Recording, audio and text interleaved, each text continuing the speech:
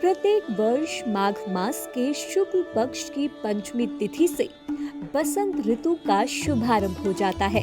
इसी तिथि पर वाणी, कला और विद्या की देवी माँ सरस्वती का प्राकट्य दिवस भी मनाया जाता है।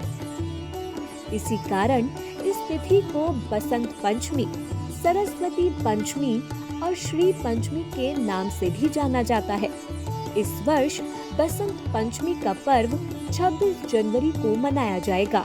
पंचमी तिथि की शुरुआत 25 जनवरी को दोपहर 12:34 पर हो रही है और इसका समापन 26 जनवरी को सुबह 10:28 पर होगा। माँ सरस्वती की पूजा के लिए शुभ मुहूर्त 26 जनवरी को सुबह 7:07 से दोपहर 12:35 तक रहेगा। आइए अब जानते हैं बसंत पंचमी की पूजा विधि। बसंत पंचमी के दिन प्रातः काल सूर्योदय से पहले उठे और गंगा स्नान करें। यदि गंगा तट पर जाना संभव ना हो तो नहाने के पानी में गंगा जल मिलाकर स्नान करें। इसके बाद किसी चौकी पर पीले रंग का आसन बिछाकर माँ सरस्वती की प्रतिमा या मूर्ति को रखें और विधि विधान से धूप, दीप, केसर, पीले चंदन, पीले पुष्प, पीले लड्डू, पीले फूल और हल्दी लगे अक्षत को अर्पित करें। तत्पश्चात बसंत पंचमी की कथा पढ़े या सुने। पूजा के अंत में माँ सरस्वती की शुद्ध देशी घी का दीपक जलाकर आरती करें और माँ सरस्वती के मंत्रों का जाप करें। बसंत पंचमी के दिन से बच्चों की पढ़ाई की शुरुआत करवाई जाती है। बसंत पंचमी का दिन अभूज मुहूर्त होता है। इस दिन किसी भी शुभ कार्य की शुरुआत करने से उसमें कई गुना वृद्धि होती है। बसंत पंचमी के दिन पीले रंग की चीजों को बहुत अहमियत दी जाती है। माँ सरस्वती की पूजा के समय लोग पीले वस्त्र पहनते हैं। उन्हें पीले पुष्प, पीले फल, पीले चावल और अन्य भोग की चीजें अर्पित करते हैं।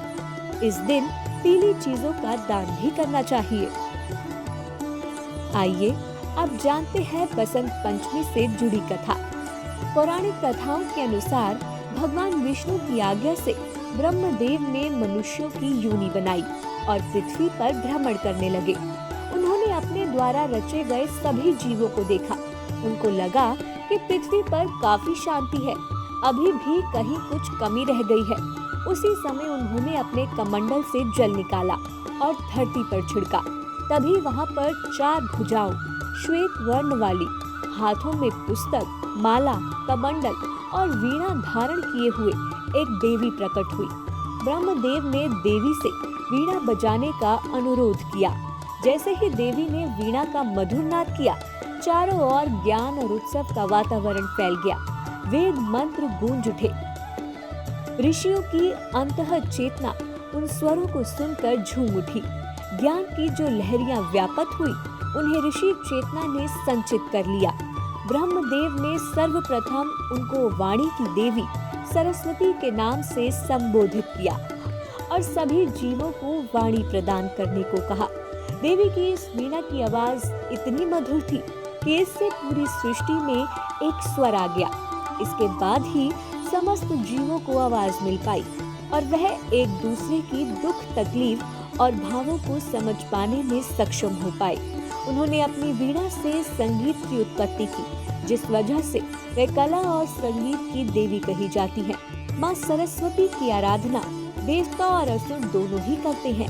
आप भी बसंत पंचमी के दिन पूर्ण विधि विधान से माँ सरस्वती की पूजा कर उनकी कृपा प्राप्त करें।